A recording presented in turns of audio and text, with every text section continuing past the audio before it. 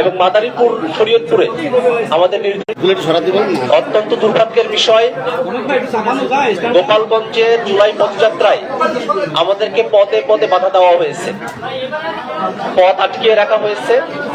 সকালবেলাতেই পুলিশের গাড়িতে আগুন দেওয়া হয়েছে, পুলিশ সদস্যদেরকে হামলা করে তাদেরকে আহত করা হয়েছে এবং একজন ইউনো সরকারি কর্মকর্তা তার গাড়ি বহরে এবং তার উপরেও হামলা করা হয়েছে।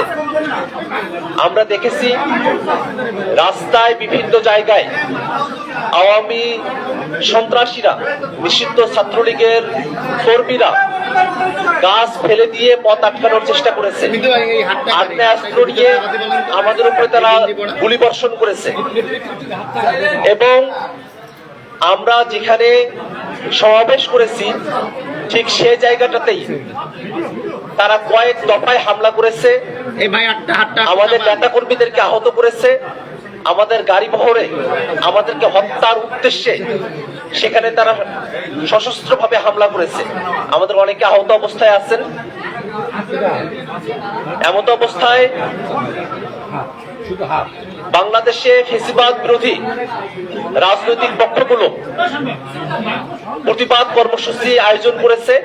আমরা জাতীয় নাগরিক পার্টি এনসিপির তরফ থেকে আজকে প্রতিবাদী সকল ফ্যাসিবাদ বিরোধী পক্ষকে আন্তরিকভাবে আমরা ধন্যবাদ জানাই। একই সাথে বাংলাদেশের আপামর ছাত্র জনতা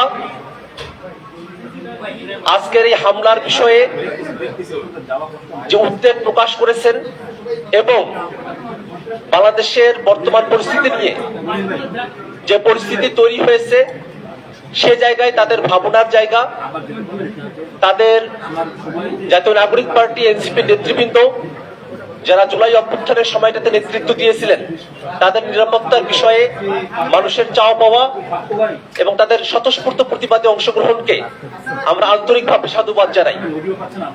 সাংবাদিক বন্ধুগণ,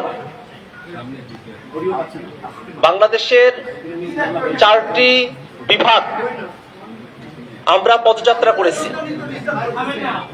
আজকে 16তম দিনে আমরা যখন গোপালগঞ্জে এসেছি তখন আগে থেকে প্রস্তুতি নিয়ে নিষিদ্ধ ছাত্রলীগ, আওয়ামী লীগ তারা সশস্ত্র কায়দায় তারা আমাদের উপরে হামলা করেছে। সারা বাংলাদেশে এর প্রতিবাদে আমরা শিক্ষার্থী, ছাত্র জনতা এবং বিভিন্ন ফ্যাসিবাদ বিরোধী রাজনৈতিক পক্ষকে আমরা মাঠে কর্মসূচি প্রদান করতে দেখেছি। এই সবগুলো বিষয় নিয়ে এই মুহূর্তে আপনাদের সামনে কথা বলবেন জাতীয় নাগরিক পার্টি এনসিপির সম্মানিত আহ্বায়ক, 24-এর অভ্যুত্থানের এক দফার ঘোষক জনাব নাহিদ ইসলাম।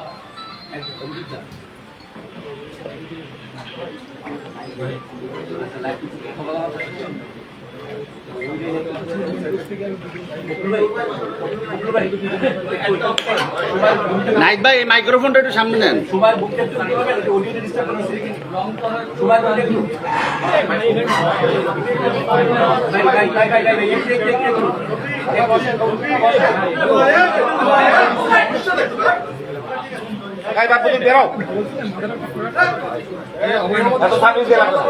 আসসালামু আলাইকুম প্রিয় সাংবাদিক বৃন্দ এবং প্রিয় দেশবাসী,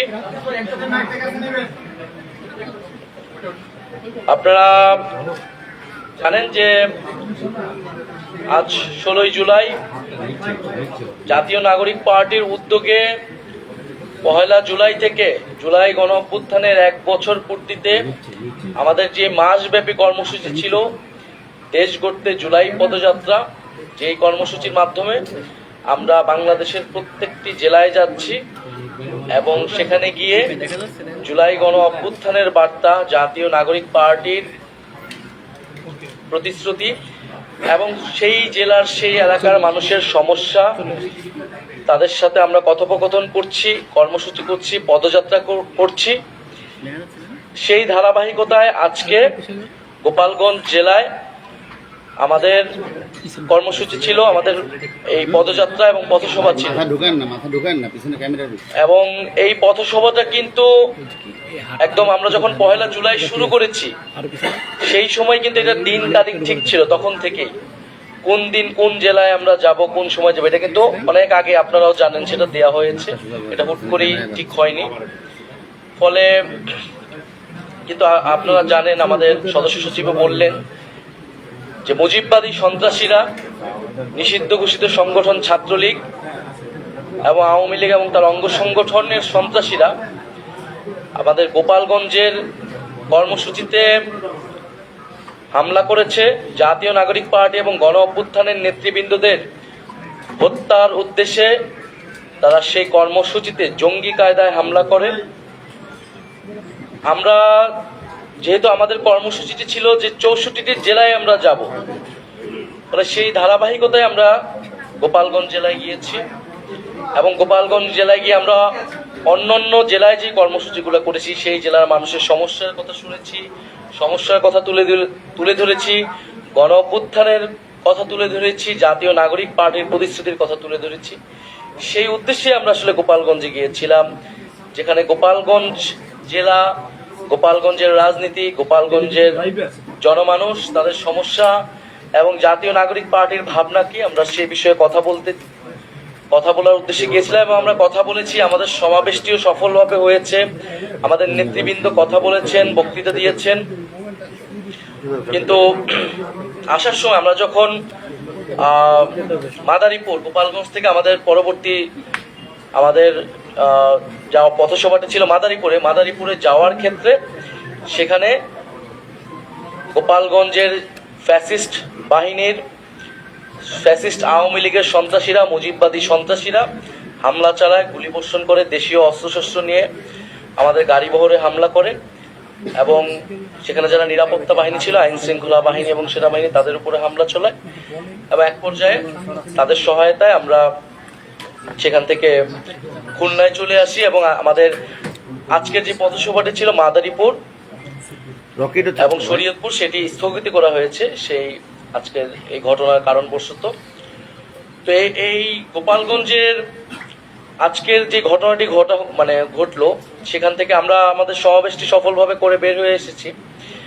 কিন্তু এটা দেশবাসীর কাছে স্পষ্ট এবং পুরো বিশ্ববাসীর কাছে স্পষ্ট হয়েছে যে আসলে আওয়ামী লীগের যে আসল রূপ, যে একটা মুজিববাদী সন্ত্রাসী ফ্যাসিস্ট এবং একটা জঙ্গি বাহিনীতে তারা রূপান্তরিত হয়েছে, তারা গণতান্ত্রিক বা কোনো একটা রাজনৈতিক দলের মধ্যে পড়ে না, সেই রূপটা কিন্তু আজকে গণ অভ্যুত্থানে এতদিন পরে আবারও জনগণের সামনে, দেশবাসীর সামনে স্পষ্ট হয়েছে।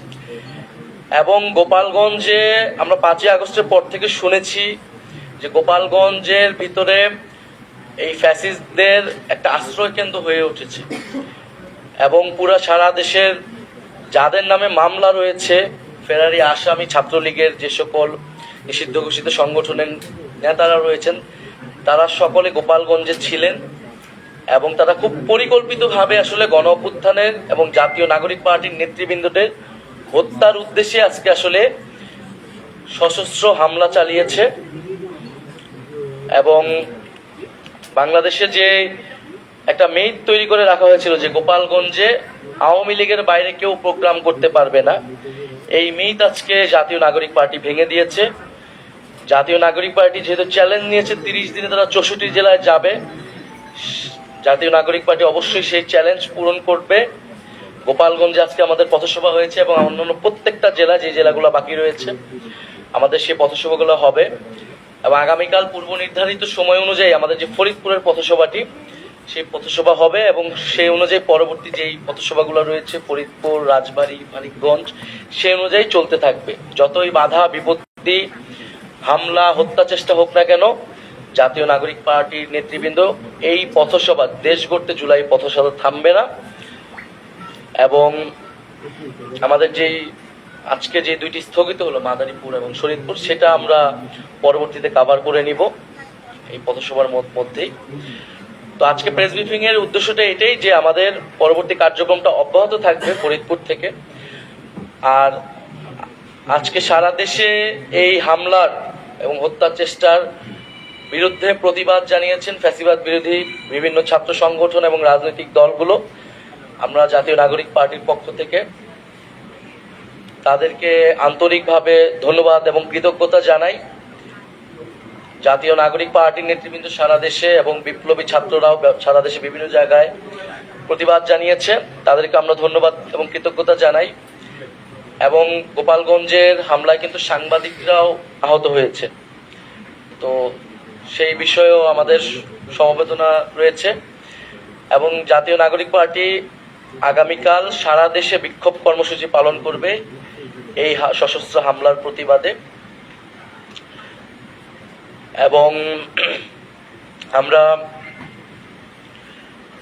আমাদের যেই ফরিদপুরের পথসভা কালকে থাকবে, আমরা সারা দেশের মানুষের প্রতি আহ্বান রাখছি, সরকার এবং প্রশাসনের প্রতি আমরা আহ্বান রাখছি যে গোপালগঞ্জের আমরা কিন্তু গোপালগঞ্জে আমরা বা যে কোনো জেলায় যখন আমরা যাই প্রশাসনের সাথে কথা বলেই যাই, সিকিউরিটি ক্লিয়ারেন্স নিয়ে যাই। গোপালগঞ্জে কিন্তু একইভাবেই যাওয়া হয়েছে, সেখানকার আইন শৃঙ্খলা বাহিনী এবং প্রশাসন আমাদেরকে যে ডিরেকশন দিয়েছে, যে রুটে যেতে বলেছেন, আমরা কিন্তু সেভাবেই গিয়েছি এবং আসার সময় সেভাবেই এসেছি। তারা যদি আরো কঠোর হতো, আরো সতর্ক হতো আগের থেকে, তাহলে হয়তো পরিস্থিতি তারা সামাল দিতে পারতেন। এবং তারপরও তারা সহায়তা করেছেন। এবং ওখানে আমাদের স্থানীয় যেই নেতাকর্মীরা রয়েছে গোপালগঞ্জে আমাদের সমন্বয় কমিটিও রয়েছেন, প্রধান সমন্বয়কারী আমাদের সাথে। সশস্ত্র হামলা হয়েছে, স্টেজে আগুন লাগিয়ে দেওয়া হয়েছে, পুলিশের গাড়িতে আগুন লাগিয়ে দেওয়া হয়েছে, সারা দেশের মানুষ এগুলো দেখেছে, আপনারা দেখেছেন।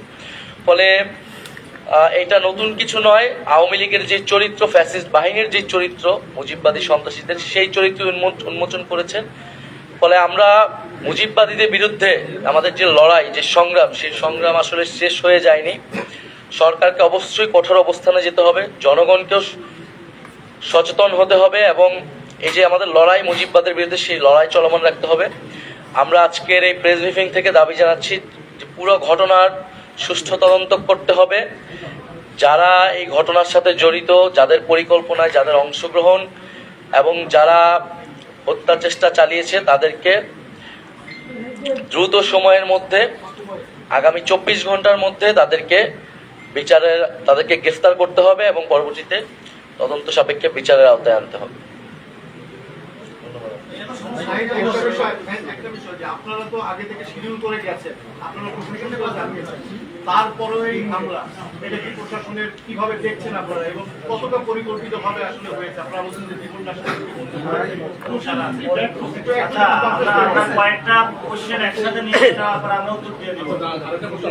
আপনাদের এটা তো জুলাই পদযাত্রা কর্মসূচি আমরা দেখছি। গতকালকে হঠাৎ আপনাদের কেন্দ্রীয় নেতা অনুনেতারা দেখলাম যে এটা মার্চ টু গোপালগঞ্জ, এটা পদযাত্রা থেকে মার্চ টু গোপালগঞ্জ কিভাবে হবে? আর হচ্ছে 4 জন মারা গেছে, আমরা শুনতে পাচ্ছি। আপনাদের নেতা কর্মীদের ভিতরে কেউ আছে কিনা?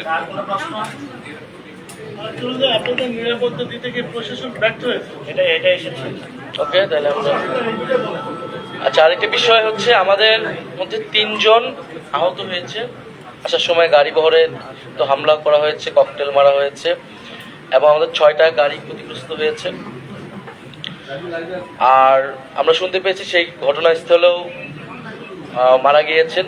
আমরা সেই বিষয়ে তদন্ত চাচ্ছি, যাতে সুষ্ঠু তদন্ত হয় ঘটনার। আর প্রশাসনের বিষয়টা তো অবশ্যই প্রশাসন যেই তৎপরতা আজকে রাতে সে দেখাচ্ছে বা পরবর্তী ঘটনা হামলা শুরু হওয়ার পরে দেখাচ্ছে, সেটা যদি আগের থেকে শুরু করা হতো। কারণ যেহেতু গোপালগঞ্জে নিয়ে এই ধরনের একটা আশঙ্কা ছিল, আমরা তো সভা সমাবেশ করার অধিকার বাংলাদেশের সব জায়গায় আছে, গণতান্ত্রিকভাবে, শান্তিপূর্ণভাবে। আমরা তো সেই জায়গা থেকে গিয়েছিলাম এবং গোপালগঞ্জ তো বাংলাদেশের বাইরে না, কেন গোপালগঞ্জে প্রোগ্রাম করা যাবে না? এবং সেটা নিশ্চিত করার দায়িত্ব ছিল প্রশাসনের, সরকারের। ফলে সরকারের ভিতর থেকেও বা প্রশাসনের ভিতর থেকেও কোনো ধরনের স্যাবোটেজ হয়েছে কিনা সে বিষয়েও আসলে তদন্ত করে দেখতে হবে। তাদের তৎপরতা নিয়েও সন্দেহ রয়েছে। আর মার্চ টু গোপালগঞ্জ বলতে আমরা তো এখানে পদযাত্রা বা মার্চ, পুরো সারা দেশই তো আমরা আসলে মার্চ করতেছি, এটা আলাদা কিছু ছিল না। আমি তো প্রথমেই বললাম গোপালগঞ্জের প্রোগ্রাম বা 16 তারিখে প্রোগ্রাম হবে, এটা আমাদের অনেক আগে, 15-20 দিন আগে আমাদের এটা ঠিক করা। এটা সেই ধারাবাহিকতা এটা ছিল, এটা আলাদা কিছু ছিল না। বরং এখানে আওয়ামী লীগ আসলে এটা অনেকদিন ধরে পরিকল্পনা করে এই ঘটনাটা ঘটিয়েছে। বাংলাদেশের সরকার, আইন শৃঙ্খলা বাহিনী, গোয়েন্দা সংস্থা আসলে এই বিষয়ে তৎপর হওয়া উচিত ছিল। একটা রাজনৈতিক দল, তাদের প্রধান নেতৃবৃন্দ একটা জায়গায় যাচ্ছেন, সেই নিরাপত্তা দেওয়ার জন্য তাদের সর্বধরনের উদ্যোগ আসলে নেওয়া উচিত ছিল। সকালে সকালে যখন হামলা হয়েছে আপনাদের সমাবেশের আগে একটা ওখানে সংঘর্ষ টাইপ হয়েছে, এরপরে পুলিশের এখানে ক্লিয়ারেন্স পাওয়ার পরেই কি আপনারা আসলেন? এটাকে পুলিশের ব্যর্থতা দেখেন কিনা, এসপি ব্যর্থতা দেখেন কিনা? আমরা পুলিশের পুরো ক্লিয়ারেন্স পাওয়ার পরে তারা যখন বলেছে সমাবেশ স্থলে, আমরা কিন্তু কিছুটা লেটও হয়েছে, কারণ পুলিশ ক্লিয়ারেন্সের কারণেই আমরা বিভিন্ন জায়গায় থেমেছি, পুলিশ বলেছে। ফলে তো আমরা কিন্তু পুরো সময় কানেক্টেড ছিলাম, ফলে এটা তাদের দায়িত্ব ছিল। অবশ্যই সেক্ষেত্রে ব্যর্থতা রয়েছে এবং সার্বিকভাবে তারা আমাদের নিরাপত্তা দিয়ে আবার সেনাবাহিনী, পুলিশ আমাদেরকে সেখান থেকে বের করে দিতে পেরেছে, সেটার জন্য আমরা ধন্যবাদ জানাই। কিন্তু আমাদের গোপালগঞ্জ নিয়ে যদি পুলিশ প্রশাসন যদি প্রথম থেকে সতর্ক হতো, সচেতন হতো, তাহলে হয়তো এই দিন হতো না, দেখা লাগতো না। এবং তারা কিন্তু এই আওয়ামী লীগ এখন জঙ্গি সংগঠনের মতো কাজ করতেছে তাদের স্টাইলে। ফলে তারা শুধু গোপালগঞ্জ নয়, বাংলাদেশের বিভিন্ন জায়গায় কিন্তু তারা এই ধরনের আক্রমণ করতে পারে, জনজীবনের নিরাপত্তা বিঘ্নিত করতে পারে। আমাদের শহীদ পরিবার, আহত যোদ্ধা এবং জুলাই গণঅভ্যুত্থানে যারা অংশগ্রহণ করেছে, শুধু তো জাতীয় নাগরিক পার্টি না, বিভিন্ন লোক, নেতৃবৃন্দ, ছাত্র সমাজ তারা অংশগ্রহণ করেছে। ফলে তাদের নিরাপত্তার বিষয়টাও কিন্তু এটার সাথে আসলে জড়িত। ফলে অবিলম্বেই যাদের নামে মামলা রয়েছে, যেহেতু এটা নিষিদ্ধ সংগঠন, কোনো অ্যাক্টিভিটি করারও সুযোগ নেই এবং অধিকাংশ নেতাকর্মীর নামে মামলা রয়েছে, তাদেরকে দ্রুত সময়ের মধ্যে গ্রেফতার করতে হবে।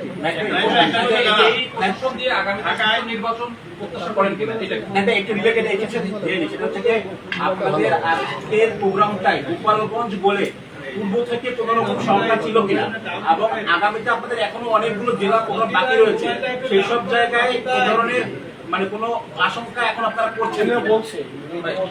আমরা শান্তিপূর্ণভাবে, গণতান্ত্রিকভাবে আমরা আমাদের এই পদযাত্রা চালিয়ে যাব, যা কিছু হোক, যত বাধাই আসুক না কেন। এবং গোপালগঞ্জ এর জনগণের জন্যই আমরা কাজ করতে গিয়েছিলাম। আমরা প্রত্যেকটা জেলার মানুষের সমস্যার কথাই বলতে গিয়েছিলাম, কিন্তু গোপালগঞ্জের মানুষকে রক্ষা করতে হলে, এই মুজিববাদী সন্ত্রাসীদের থেকে, ফ্যাসিস্টদের থেকে রক্ষা করতে হলে দ্রুত সময়ের মধ্যে সেই সন্ত্রাসীদের গ্রেফতার করতে হবে, বিচারে আনতে হবে এবং সেই বিচার সংস্কার এবং নতুন সংবিধানের দাবিতে আমাদের এই যাত্রা। ধন্যবাদ।